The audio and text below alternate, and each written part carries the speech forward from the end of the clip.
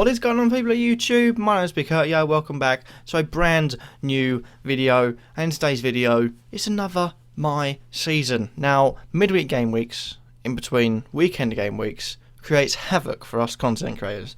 Double the time is spent, because we do it twice. This is my second My Season, and it'll be my second, preview and review and differentials later on this week.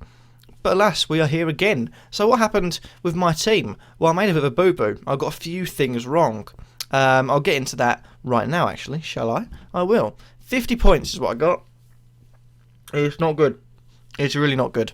And I think, personally, it is just above average, but I'm not too happy. Looking at the leagues, I'm going down in a lot. I'm only going up in a few leagues I'm in. The team in itself, it did okay. There's a few things that came in for me. Walker, Alonso, and did well. Heaton's penalty save really did save me. We've also got Sanchez, grabbing a goal as he always does. Even though Arsenal lost, which left Koscielny on 0 points. Now, I bottled a few decisions. I really did. An automatic transfer was Hazard coming out, so it was my vice captain, and Amat coming in. Now, the thing I bottled is my decision making. Peters wasn't going to be in the team, but I was going to put Phillips in, and Phillips was going to come in for Koscielny taking the first spot on the bench, because I felt like West Brom had to score, but I also felt like Arsenal were going to at least concede once, so the clean sheet would have been out the window for Koscielny, and it just didn't work out. In the end, I just thought he's a £6.6 million defender. You've got to chuck him in for FPL. And that will teach me, go with my instincts, because Phillips have got 5 points, Koscielny got 0, 55 points for me.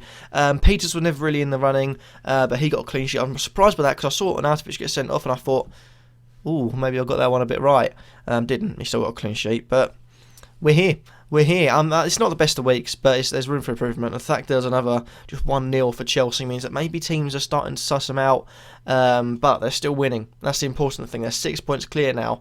And, can they be caught? Said it from the start, I think if Chelsea revert to their 3-4-3 formation, they'll be hard to beat. And alas, I've been proven pretty right, I'd say. But as for the team I'm going to select, I'm stuck in two minds, because there's a few players I want to bring in. Now, and the thing with this is that I do want Hazard to be in there, but I'm worried because he didn't play that game. He might not play the weekend game. People are going to mass transfer him out for maybe a Lallana, or upgrade to a Sanchez, or a Sadio Mane. So I'm a bit intrigued by that. There's a few things though. I think Alonso going away to Crystal Palace. Palace have always got, at least at Selhurst Park, I always feel that they're going to score against one of the big teams. So, they're shite. They're really shite. But like I showed against Man United, I think they've just got that inner belief, that sort of small team mentality to go grab a point. It's fair to say this week I'm definitely going Koscielny out, and to be honest, I think away from home, Leicester will be against Stoke. Peters has to come in for me. Walker also making it. Burnley have scored once away from home all season, so I don't think there's any chance they'll score in this game, especially with Spurs looking pretty good in the defence. Last few results pretty much proves it. I think 3-0. Admittedly, not the best results for Man United, but another 5-0 at home. At home, they've been pretty good this season.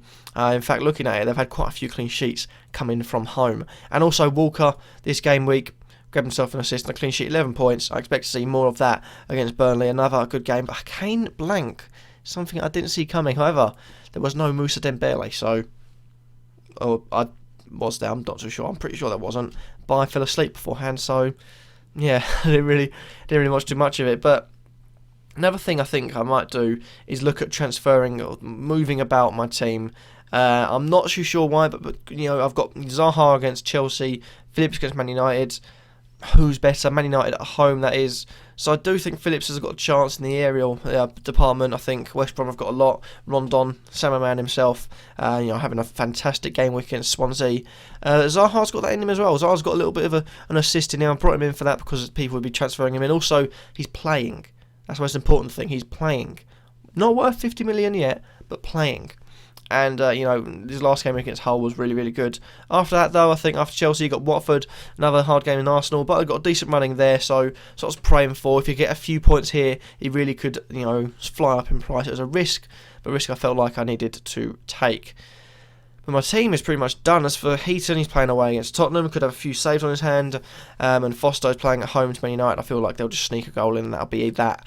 But Heaton at the moment stays. That is a team I'm going to go. I'm going to stick Phillips in for Zaha. And I'm going to keep that. As for captain,